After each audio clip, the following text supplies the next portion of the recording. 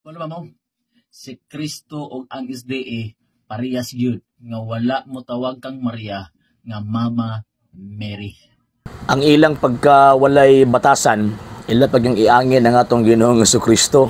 Aw hinuon, basin po di ay siguro nga kanang Kristo nga ilahang kauban nga wala mo tawag og mama sa gitawag og mahal nga birhen, mao nang Kristo nga gisulti ni San Pablo nga laing Kristo or laing Hesus nga ginawali sa mga naa sa gawas.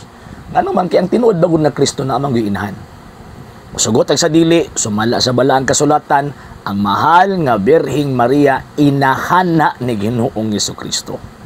Karon in terms sa pagtahod kanang mutawag og gitawag og mama, dili man ang mga Hudyo kani adto wala man sila sama nga tradisyon sa mga Pilipino nga literally may nagmama or gitawag og papa. Pero ang usa sa pinakataas nila nga paghatag sa tao, ilabi na sa ilang ginikanan o ilabi na sa babae, kanang term nga gitawag og gunay. Sa tradisyon sa gitawag mga Hudyo, kanang word nga gunay equivalent na sa diri sa Pilipinas og Her Excellency. Buti pasabot sa dihang moingon ang Ginoong Jesucristo nga babae, buti pasabot ana sa atuang lengguwahe Her Excellency. Mabito nga ang mga modern translation karon sa kining mga Protestante, instead of mubutang sila og term nga woman, ang ilang gibutang mother or madam. Kiniramang mga SDA ang di kasabot pud ana ug wa mo sa translation pud sa Biblia kay dili man kung mag-translate na sila dili credible kung baga ang ilahang gitawag og mga translation kay ang ilahang mga scholars wala credibility to translate the scriptures. Number 2 point, ingon pa nila nga pareha daw ang Ginoong Jesucristo og sila kay wa daw puno motawag mama. Remember nga si Ginoong Jesucristo, siya ang walking law. Buti pasabot ang kinabuhi sa balaod naa kang Ginoong Jesucristo.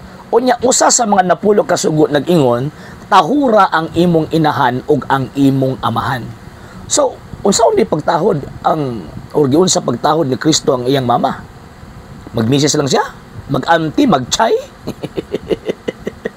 Mas kuyo pag gani mo kay si Ellen G. White na agin mo kanang title gyud nga isulti Mrs. White. O di ba? Grabe.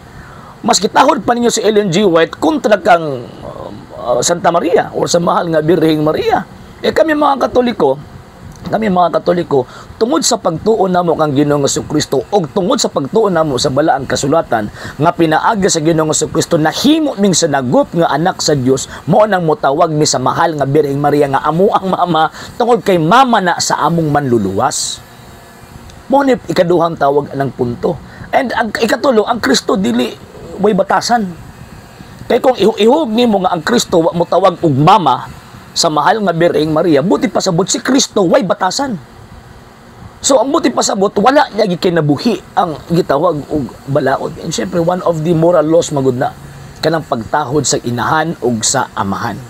Yung si Kristo grabe higugma, paghigugma ngadto sa iyang mama. Okay nimo mga tawanan kay man higugma ni sa posible pud nga pa higugma sa ilang mga inahan. O posible nga ang ilang tawag sa ilang mga mama chay, auntie, mas may pang auntie pero ganung chay sus Ginoo ko. So, yung ana mga sir ug mga ma'am, and lastly, kanang inyong Kristo nga gituuhan, again di na may Kristo nga nakasulat sa balaang kasulatan. Ngano man kay ang Kristo nga nakasulat sa balaang kasulatan, grabe ang pagmahal ug pagtahod niya sa iyang mama. Kamo may mga batasan, mas gitahod pa ninyo ang Amerikana nga tawag ini nga nagtukod-tukod og iyang kaugalingong pundok kontra sa inahan ni Ginoong Jesucristo. Liman ka? Inahan sa manluluwas inyong Ginoo kintaw mo mitahod. Mangilingig ning mga pundok ka, mangilingig ni og mo ni sudlan kay sigurado gyud mo ni ipamasahin ninyo sa impierno. Okay?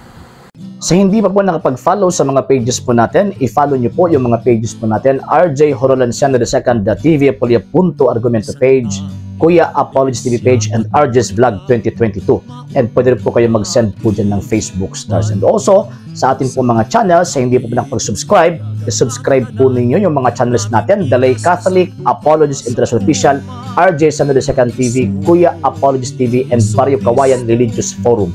And pwede rin po kayo mag-send po dyan ng super sticker, super chats, and super thanks. And maraming salamat po sa mga kapatid at mga Katoliko na ulis pong tumutulong sa programa po natin.